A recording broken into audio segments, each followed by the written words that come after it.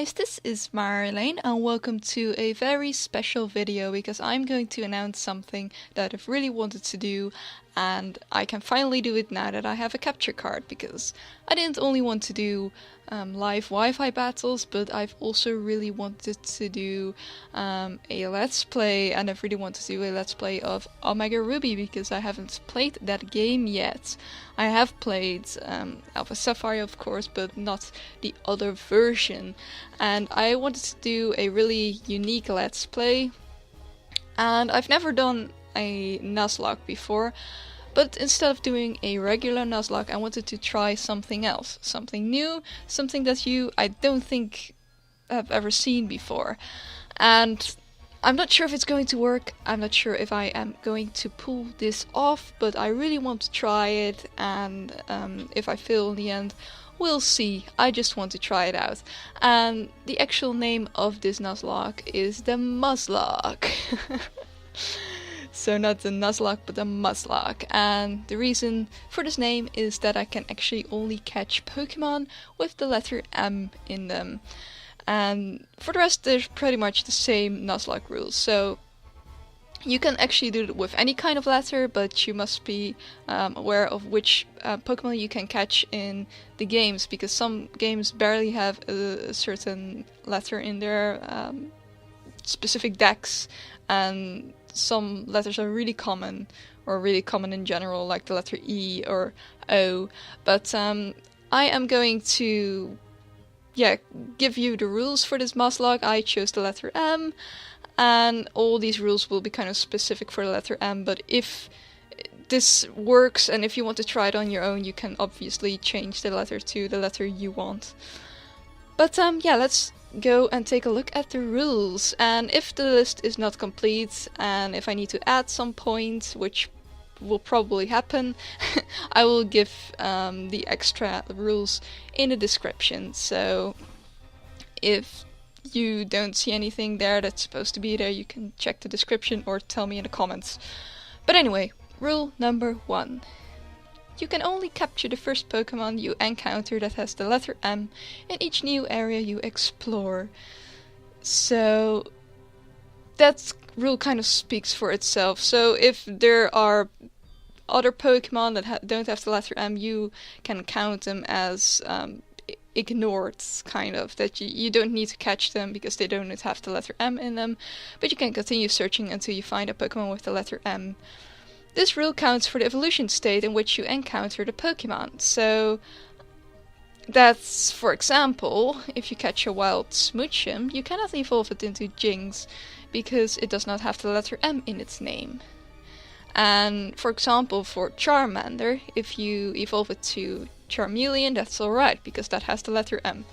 But you cannot evolve it into Charizard because then it loses its letter M. So it's very specific and very limited, but I think that also makes it quite challenging and gives some strange results, to say at least. If the first Pokemon you encounter does not have the letter, you can continue searching until you find a Pokemon that has the letter M. So I've said that before.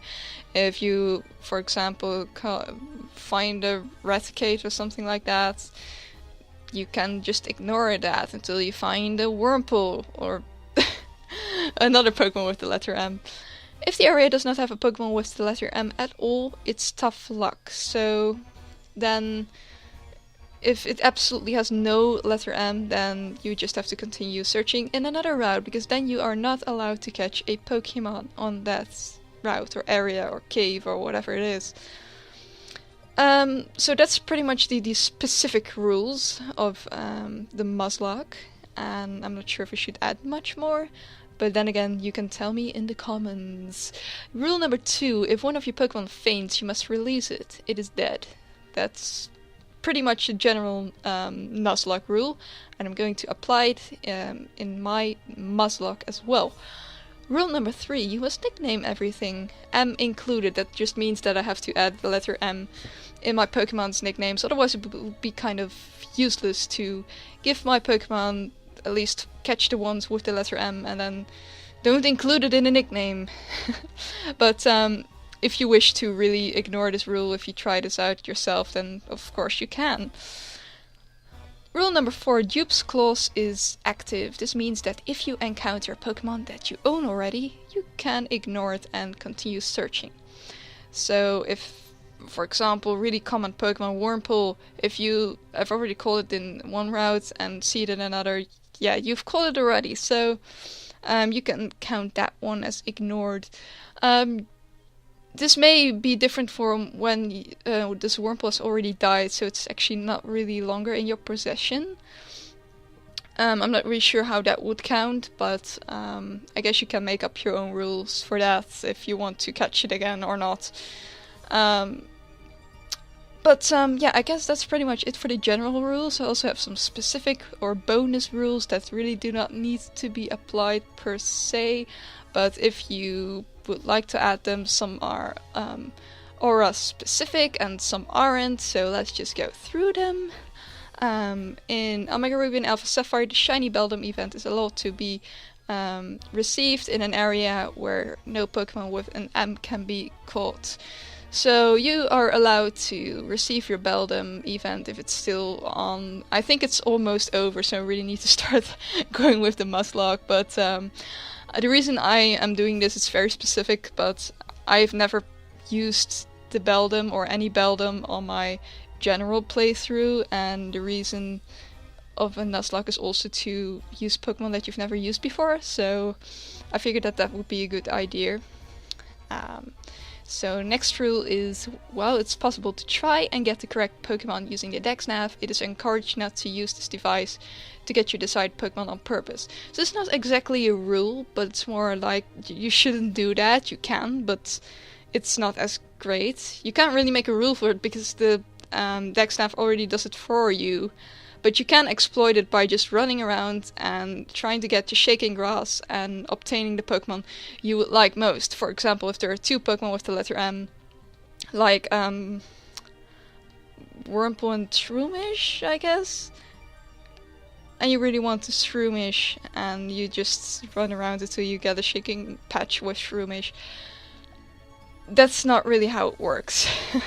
At least you could do that, but that really would ruin it, and it would kind of ruin the idea of this Muzlocke, because you still are kind of limited, but otherwise you'd just be choosing the Pokemon you want, and then you could pretty much not do a Nuzlocke at all. But yeah, hopefully you understand that I'm doing that, and you could add that if you want to do this Muzlocke thingy. My last rule, which is also kind of important, that if HMs are really needed and the player cannot catch a Pokemon that is suitable, they can catch and use a temporary Pokemon for the HMs. The Pokemon does not need to fit the requirements for the Muzlocke, so it does not need to have the letter M and stuff like that. They are not allowed to be used in any other way, such as battles, however. Because these Pokemon are just used as for the HMs. They are not part of your actual Muzlocke team, and they're only used when needed, and you just need to box them immediately when you don't need to use them anymore. So that's why I said temporary. Maybe I should have specified that, but just use them when you need it, and then box them when they're not needed anymore, so you have your actual Nuzlocke team most of the time. So I hope that covers it all. If you have any suggestions on what I could add or change, please tell me in the comment section below, because I'm just going to try this Muzlocke out. Hopefully you will like it. If you like this idea, also let me know, and if you feel like doing something like this yourself. I hope this is going to work, and I really hope that I will make it. This idea randomly came to me, and I thought it would be nice, but I'm not sure if it actually is going to work out. But we will see, and hopefully you will be there with me in the land of Hoenn. So thank you guys so much for watching, and hopefully I'll see you there. Bye!